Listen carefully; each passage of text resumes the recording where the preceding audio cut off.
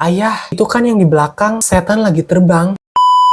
Hai guys, kembali lagi sama aku Nijar. Bagaimana kabar kalian? Semoga kalian sehat secara fisik maupun mental. Aku mau nanya sama kalian kalau mau berpergian kerja atau sekolah, kalian pakai kendaraan pribadi atau kendaraan umum? Aku mau tahu. Karena menurut aku pribadi, aku sering banget ngegunain ojek online. Aku suka banget ketika naik ojek online, entah itu mobil atau motor. Jadi aku sering berbincang-bincang sama si bapak drivernya, ngobrol-ngobrol ngalor ngidul gitu. Nah, kisah para driver ojek online memang menarik untuk diikuti. Banyak cerita lucu yang sering mereka bagikan lewat sosial media. Paling banyak sih cerita saat bertemu customer yang unik. Bisa juga kebalikannya, sang customer yang malah bertemu dengan driver ojol yang nyeleneh. Selain yang lucu-lucu, banyak juga driver ojol yang ceritanya bikin kasihan. Seperti mereka yang harus membawa anaknya saat bekerja. Potretnya yang viral di media sosial tentunya akan menimbulkan simpati dari kalangan warganet. Selain itu, yang tak kalah menghebohkan apalagi kalau bukan cerita mistis yang pernah mereka alami. Mulai dari orderan goib, bertemu dengan makhluk halus di tengah jalan, sampai disasarkan oleh GPS ke tempat yang gelap dan sepi di pelosok hutan. Tentu saja cerita misteri tersebut bakalan bikin merinding seketika. Nah, ada nih ojol-ojol yang mengalami kejadian mistis tersebut. Nah, foto ini adalah penampakan di foto driver ojol sehabis menurunkan customer di daerah Menteng. Si bapak ini iseng foto untuk dikirimkan ke anaknya. Namun sang anak menyadari ada penampakan di dalam foto tersebut. Kira-kira yang dilingkari warna merah itu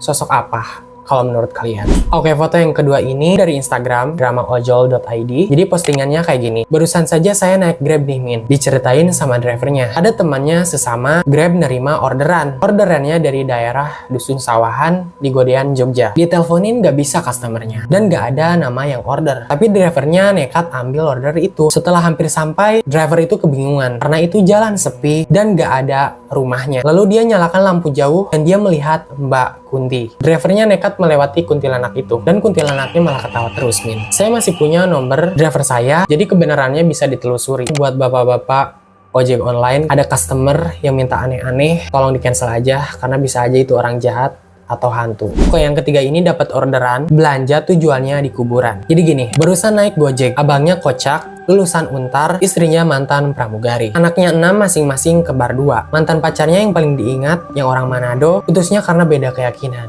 Sah. Tapi yang mau saya ceritakan bukan itu. Jadi di suatu malam setengah 2, abang Gojek ini terima orderan Gomart untuk beli kain putih 2 meter, kapas dan spidol, diantarkan ke Utan Jati, Blok B atas nama Iren. Orderannya rada aneh karena screennya berwarna merah. Dan setelah dicek, ternyata lokasi pengirimannya adalah TPU Utan Jati. Gila sih. Ini setengah 2 pagi, aku kira tadi tuh kayak ada orang yang mau dimakamin di jam segitu.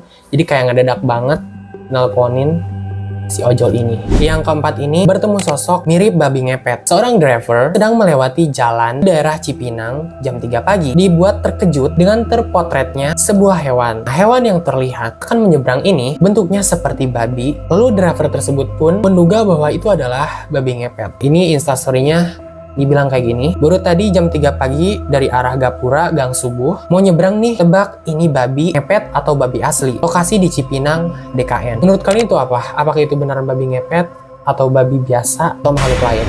Oke, yang kelima ini dari dramaojol.id lagi. Di postingannya dia bilang gini, jadi gini Min, saudaranya gue kan ada yang punya usaha geprek, lumayan laris GoFoodnya. Otomatis banyak abang Gojek yang datang buat orderin GoFood. Singkat cerita sih, pas itu ada satu abang Gojek yang lagi order, dan pas lagi ngobrol gitu sama saudara gue, dia cerita pengalaman dia yang agak serem gitu. Jadi dia pernah dapat orderan GoFood salah satu restoran cepat saji. Setelah dia dapat, ditelepon dong sama si abang Gojek ini, dan diangkat Min kayak biasa gitu. Dan setelah si abang sampai di rumah yang order, orang yang order itu udah meninggal 2 hari yang lalu. Si ibunya sama abang Gojeknya sama-sama kaget dong. Padahal HP anak itu kesimpan rapi di laci yang dikunci, dan kuncinya si ibunya sendiri yang pegang. Si ibunya sampai nangis-nangis. Kata abangnya, gila gak sih Min, masalahnya itu pas telepon diangkat Min. Dan tadi pun gue juga diceritain bapak Gojek tentang pengalaman yang sama. Bapaknya dapat orderan GoFood juga, pas di teleponnya nggak nyambung Min. Mikirnya si bapak nggak akan dilanjutin, ternyata yang order itu SMS, minta cepat diantar di alamat yang ada di Maps. Dan bener juga, sampai alamatnya si ibu dari yang order itu kaget karena si anaknya ini baru 3 hari yang lalu meninggal kecelakaan. Dan pas dicek di HP anaknya, itu pas keadaan page-nya Gojek kebuka gitu min. Wah gila sih, orang yang udah 2 hari yang lalu meninggal tiba-tiba bisa pesen Gojek. Oke, dan ini yang terakhir, ini salah satu thread di Twitter, nama akun yang ngepost @b_m_we323i. Jadi dia bilang begini, Allahu Akbar, ngalamin juga ngelihat begituan di dago bengkok. Dalam uang nih, pas mau ngejemput CS. Anjir, merinding. Jadi gini awalnya, masuklah orderan buat jemput di komplek dosen ITB di Dago Atas Dalam Wangi nama daerahnya. Kondisi lagi hujan gerimis barusan jam 7 malam tuh. Chatlah di aplikasi. Mau nunggu apa gimana? Posisi saya di Dago bawah nih, kurang lebih 10 menitan.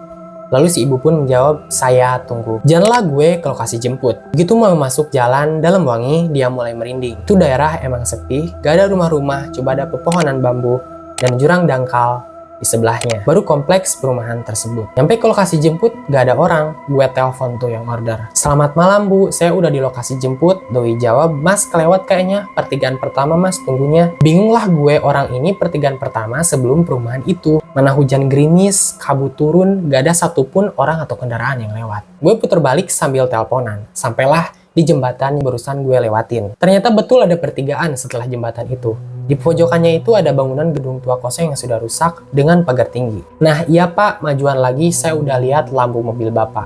Sambil teleponan. Nah selama teleponan ini gue bawa mobil ngedeket ke arah pagar. Kelihatan ada tangan yang ngelambai-lambai nyuruh gue nyamperin ke situ. Bajunya merah panjang. Gue pikir itu tangan si cewek yang lagi mau teleponan sama gue.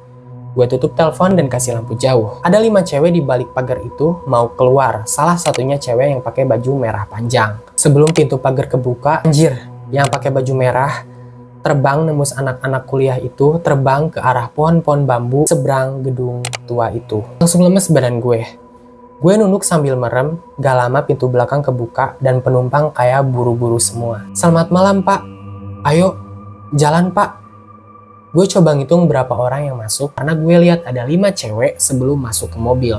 Masih mencoba positive thinking. Mbak muat di belakang duduknya. Muat pak, ini di belakang cuma 3 kok. Kita berempat. Makin lemes kaki gue. Awalnya nggak bisa nginjek gas, padahal pengen cepet-cepet cabut dari situ. Akhirnya jalanlah gue bawa ngebut mobilnya, lubang aja dihajar-hajar. Anak-anak kuliah itu kayak gue ngelihat sesuatu. Jadi mereka bilang, Pak jangan cerita di sini ya, nanti aja di jalan yang besar. Nah, sampai jalan utama, Mbak kalian ada yang pakai baju merah nggak?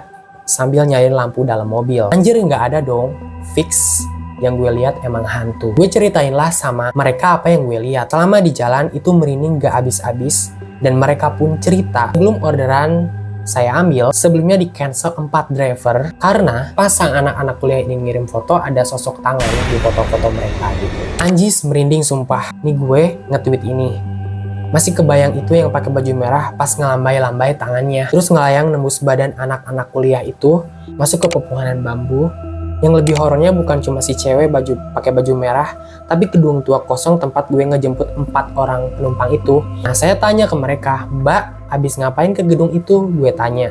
Itu gedung penelitian pak, kita habis praktikum, jawab salah satu penumpang sambil gemeteran suaranya. Dalam hati gue bilang, seriusan itu gedung penelitian salah satu universitas di negeri Bandung. Yang gue lihat cuma gedung tua kosong yang bangunannya udah rusak makan usia.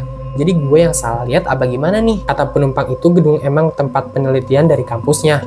Tapi kenapa gue lihatnya itu gedung tua kosong yang udah rusak? Nah akhirnya sampai tujuan, anak-anak kuliah itu ngucapin makasih berkali-kali karena bingung gimana pulangnya soalnya orderan-orderan sebelumnya di cancelin sama driver yang lain. Nah selama di perjalanan gue ngerasain lemes, panas, dingin. Baliklah ceritanya ke rumah sambil masih kebayang sosok baju merah yang layang itu. Terus sampai rumah, buka pintu, begitu sampai langsung manggil anak, papi pulang gitu. And you know what?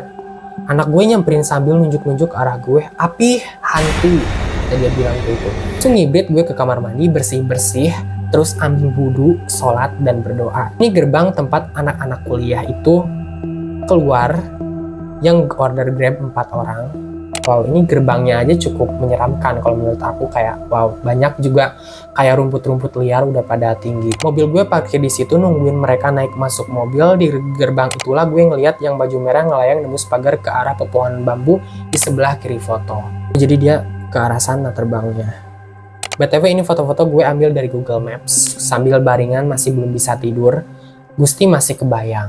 Karena banyak yang nanyain, itu ngapain para mahasiswa ada di sana? Mereka bilang lagi ada tugas praktek gitu dari kampusnya. Aku mau tahu menurut kalian guys, karena cerita-cerita horor mistis kayak gini, menurut aku bikin aku merinding yang dialami bapak-bapak ojol ini. Dan yang terakhir ini yang bikin aku merinding karena ini kayak nyata banget ngelewatin pohon bambu, jurang dangkal gitu-gitu. Ini bikin aku merinding. Jangan lupa subscribe dan share video ini. Follow Instagram aku seperti biasa di sini. Sampai bertemu di video selanjutnya.